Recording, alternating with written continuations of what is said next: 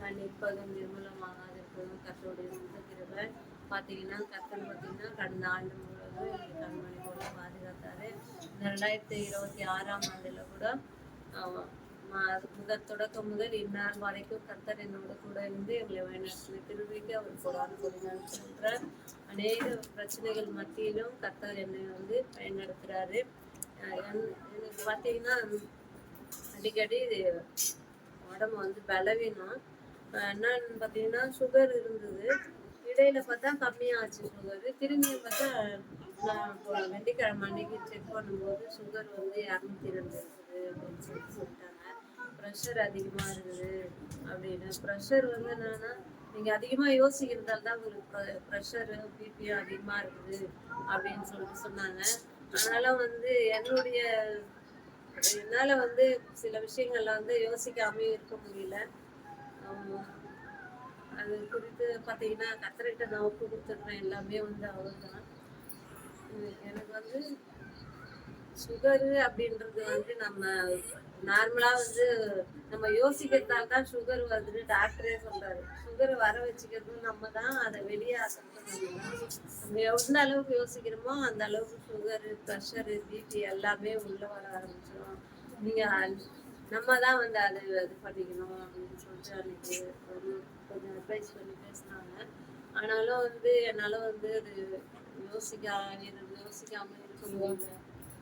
நான் வந்து சுகருக்கு டேப்லெட் எல்லாம் எடுக்கக்கூடாது, ஃபுட்டுலேயே சரி பண்ணணும் அப்படின்னு தான் நான் பார்க்கணுங்க. கர்த்தர் வந்து என்னை வழி நடத்துறாரு. வேலையில இப்போ அடிக்கடி எனக்கு பலவீனமாயிடும், அடிக்கடி கேர் ஆகிடும். நேற்று கூட பார்த்தீங்கன்னா நடந்துனே இருக்கிறேன், ஸ்டாக் வந்துடுச்சு, அதை வந்து எண்ணினே இருக்கிறேன். எனக்கு அப்படியே ஒரு மாதிரி மயக்கம் மாதிரி வந்துட்டு அப்படியே உக்காந்துட்டேன். நான் பசங்க கையில் சொன்னேன், எனக்கு ஏதோ கேராக இருக்குது, நான் போய் உள்ள கொஞ்ச நேரம் ரெஸ்ட் எடுத்துட்டு வரேன், நீங்கள் பார்த்துங்க அப்படின்ட்டு. அந்த சீக்கிரத்தில் வெளியே ஒரு பிரச்சனையை பசங்க கூட்டி வச்சுருச்சுங்க. கஸ்டமர் ஒரே கத்துறாங்க. அதுலேயே எழுந்து மூஞ்சி கழுவின்னு போயிட்டு என்னான்னு கேட்டால் பசங்க வந்து பில்லு போடுற இடத்துல தப்பாக போட்டுட்டு கேஷ் அதிகமாக வாங்கிட்டு இருக்கிறாங்க. அது ஒரே பிரச்சனை. அதுக்கப்புறமா அது ஹெச்ஆருக்கு ஃபோன் பண்ணி அவங்கக்கிட்ட பேசி அப்போ திருப்பி கஸ்டமர்கிட்ட வந்து உங்களுக்கு அந்த காசை வந்து நாங்கள் திருப்பி தரோம், ஆனால் காசாக கொடுக்க முடியாது, நீங்கள் ஏதாச்சும் வாங்கிக்கோங்க அப்படின்னு சொல்லிட்டு எல்லாம் பேசி அவங்க உங்கள் பசங்க தப்பு பண்ணதுக்கு நாங்கள் என்ன பண்ணுவோம், எங்கள்கிட்ட காசு இது மாதிரி வாங்கிட்டாங்க, இது மாதிரி தான் ஏமாத்துறீங்களா எல்லாரையும் அப்படின்னு சொல்லிட்டு ஒரே பிரச்சனை பண்ணிட்டாங்க. ஒரு சில கஸ்டமர் வந்து சொன்னால் புரிஞ்சுக்குவாங்க, ஒரு சில கஸ்டமர் வந்து சண்டைக்குனே வந்து நிற்பாங்க. அந்த மாதிரி இடத்துல வேலை செய்யறதால வந்து நேற்று அவ்வளோ பிரச்சனை மத்தியிலையும் அந்த ப்ரெஷர் அதிகமாக ஆகிட்டு தான் போயிட்டு நான் உட்காந்துட்டேன் கம்முன்னு. இந்த சத்தத்தை கேட்டு ஓடி போயிட்டு பேசிட்டு அப்படியே உதறது எனக்கு உடம்பு. பார்த்தீங்கன்னா நேற்று ஈவினிங்கே நான் வந்துடணும் அப்படின்னு சொல்லிட்டு தான், ஆள் இல்லாதால வந்து எப்படி வர்றது அப்படின்னு சொல்லிட்டு எப்படியும் வேலையை முடிச்சுட்டு வந்துட்டு உள்ள நுழையிறேன். முடியல என்னால். நான் ரூத்துக்கிட்ட சொல்கிறேன், எனக்கு ஏதோ பண்ணுது அப்படின்னு சொல்லிட்டு சொல்கிறேன். அதுவும் வந்து சரி நீ உக்காந்துக்குமா நான் பார்த்துக்கிறேன் அப்படின்னு சொல்லிட்டு உட்காடுறேன். முடியல, அப்படியே மாதிரி தள்ளுது, கேர் ஆகுது, எண்ணெயும் மீறி வந்து கண்ணில் தண்ணி வருது. அதுக்கப்புறமா நான் அப்பவும் ஏசப்பா கிட்ட சொன்னேன், ஏசப்பா நீங்கள் தான் எல்லாமே, நான் வந்து டாக்டரை விட பெரிய மருத்துவர் உங்களை தான் நான் நம்புகிறேன், நீங்கள் வந்து எனக்கு ஏன் இந்த பலவீனம் வருது, என்னை ஏன் இப்படி சோதிக்கிறீங்க அப்படின்னு சொல்லிட்டு நான் அழுதுனே அப்படியே ஜெபம் பண்ணினே அப்படியே தண்ணி குடிச்சிட்டு திரும்பி எழுது நான் எங்கள் வேலையை பார்க்க ஆரம்பித்தேன். அடிக்கடி பலவீனம் வரும்போதெல்லாம் நான் அவர்கிட்ட கேட்பேன், எங்கள் பலத்தால் இடைக்கட்டுங்க ஏசப்பா அப்படின்னு சொல்லிட்டு. அதே போல் பார்த்தீங்கன்னா போன 3ஆம் தேதி அப்போ இந்த மார்ச் 3ஆம் தேதி எங்கள் மேனேஜருக்கு வந்து ரொம்ப உடம்பு சரியில்லை. அவங்களுக்கு வந்து லிவரில் தண்ணி இருக்குதுன்னு சொல்லிட்டு இந்த பக்கத்தில் அந்த ஹாஸ்பிட்டலில் போயிட்டு 3 நாளில் 1.5 லட்சம் ரூபாய் செலவு பண்ணியிருக்கிறாங்க.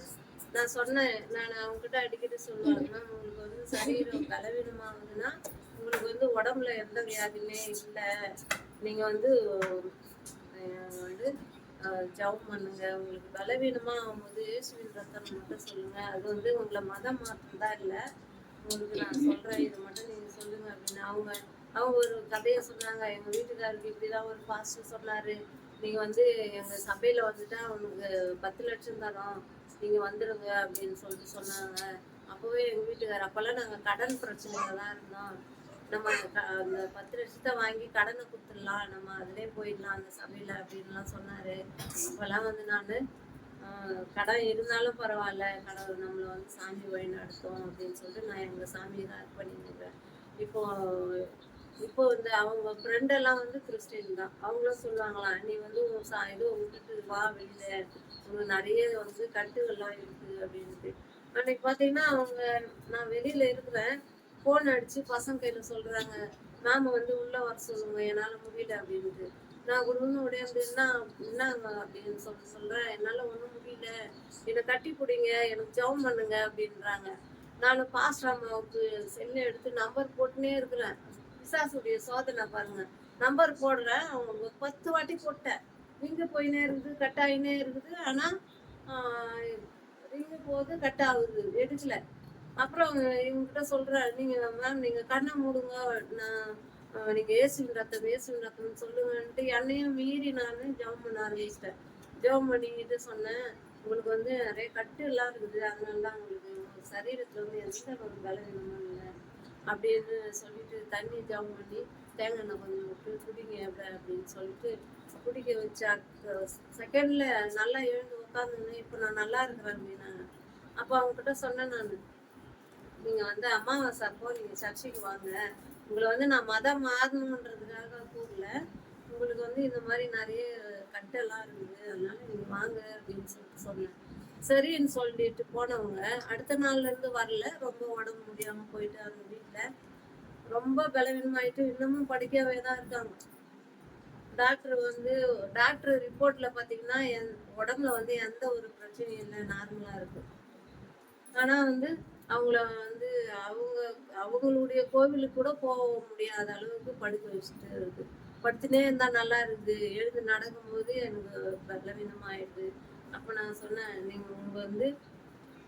உங்களுக்கு ஒரே வழி வந்து இந்த வழி தான், வேற எதுவும் நான் சொல்ல முடியாது. நீங்கள் பணத்தை எடுத்துன்னு போய் டாக்டர்கிட்ட கொடுக்குறத நீங்கள் அழகாக வந்து சர்ச்சுக்கு வாங்க, அமாவாசை அன்னைக்கு வந்து நீங்கள் ஜெபம் பண்ணிக்கோங்க, எல்லா பிரச்சனையும் உங்களுக்கு சால்வ் ஆகிடும் அப்படின்னு சொன்னேன். அதுக்கப்புறம் அவங்க சொல்லியிருக்காங்க, நாங்கள் அங்கேருந்து வீடு அண்ணா நகருக்கு மாற்றுறேன், அங்கே வந்துடுறதுக்கு அப்புறமா நான் அவங்க அண்ணனை வர வச்சு நான் ஜெபம் பண்ணிவிட்டு அதுக்கப்புறமா நான் அந்த வீட்டுக்குள்ளே போகிறேன் அப்படின்னு சொல்லியிருக்காங்க.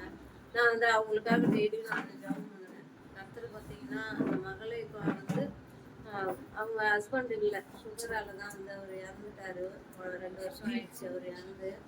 ஆனாலும் வந்து அவங்க தனிமையாக இருந்து தான் வந்து அவங்க இந்த சம்பாதிச்சு வச்சுன்னா, அவங்க வீட்டுக்கார் பெரிய ஒரு வேலையில் இருந்தார், பெரிய இல்லை. ஆனாலும் அந்த பணத்தை வாங்கி அவங்க நாத்தனாருங்க 4 பேரும் அந்த பணத்துக்காக ரொம்ப போராட்டம் பண்ணின்னு, எங்களுக்கும் அதில் பாகம் இருக்குது, சொத்துல கொடுக்க மாட்டோம், அதில் கொடுக்க மாட்டோம்னு ஒரே பிரச்சனை பண்ணின்னு இருக்கிறாங்க. நான் சொன்னேன், நீங்கள் ஒரே இது, நீங்கள் வந்து நீங்கள் சர்ச்சைக்கு வாங்க, ப்ரே பண்ணுங்க, அதுக்கப்புறமா உங்களுக்கு பாருங்கள் எல்லாமே வந்து சரியாக இருக்கும் அப்படின்னு சொல்லிட்டு எனக்கு நடந்த பல சோதனைகள்லாம் அவங்ககிட்ட நான் ஷேர் பண்ணும்போது அவங்க சொன்னாங்க, நீங்கள் சொல்கிறது கரெக்டு தான். இப்போ அவங்க பையனை வந்து ரயில்வே அப்பண்டன்சியாக படிக்கிறதுக்கு ஈரோட்டில் போயிருக்காரு. அங்கே போயிட்டும் வந்து அவர் கூட இருக்கிற ஃப்ரெண்ட்ஸுங்கெல்லாம் நம்ம கிறிஸ்டின் தான். அப்போ அந்த பிள்ளைங்க கூடலாம் பேசும்போது அவரும் அடிக்கடி வந்து ஃபோன் பண்ணும்போது நம்ம ஏசப்பாவை பற்றி பேசுவார். எங்கள் பையனும் அப்படி தான் சொல்கிறான், நான் வந்து நீங்கள் என்ன சொல்கிறீங்களோ சொல்லுங்கள், ஆனால் நான் வந்து உங்ககிட்ட சொன்ன மாதிரியே நான் பண்ணுறேன் அப்படின்னு சொல்லியிருக்காங்க. கர்த்தர் வந்து அந்த மகளை மனசை மாற்றணும். அதுக்கப்புறம் அவங்க நாத்தனாருங்க, மச்சினை, மூத்தாரு, இவங்கெல்லாம் வந்து ஒற்றுமையாக இருந்து அவங்களுக்கு வர வேண்டிய சொத்தெல்லாம் பிரித்து கொடுக்கணும். அதுக்காக வந்து நம்ம ஃபேமிலி ப்ரேயரில் வந்து நம்ம அவங்களுக்காக ஜெபம் பண்ணிக்குவோம். கர்த்தர் பார்த்தீங்கன்னா நான் ரூத்துக்காக ஜெபம் பண்ணியிருக்கேன். கர்த்தர் வந்து அவர் பொறுமையாக செய்தாலும் அதை லேட்டஸ்டாக செய்வார்ன்ற ஒரு நம்பிக்கை எனக்கு. ஆனாலும் கர்த்தர் மேல் பாரத்தை வைத்ததால் அவர் எல்லாத்தையும் பார்த்துக்குவார். இன்னும் வந்து என் மகன் வந்து அது எல்லா பிரச்சனையிலிருந்து வெளியே வரணும். அதுக்காக வந்து நீங்களும் ஜெபிச்சுங்க, நானும் வந்து எல்லாருக்காகவும் ஜெபிச்சுக்கிறேன். கர்த்தர் வந்து ஒரு போது வெட்கப்பட்டு போகாத அளவுக்கு நம்மளை வழிநடத்துறது. அவரை நம்பினவங்க இது வரைக்கும் யாரும் வந்து கெட்டு போனதே இல்லை, எல்லாருமே வந்து நல்ல இதுவில் தான் இருக்கிறாங்க. கர்த்தர் வந்து அப்படியாக எங்களை வழிநடத்துறதுக்கு நான் நன்றி சொல்லுவேன்.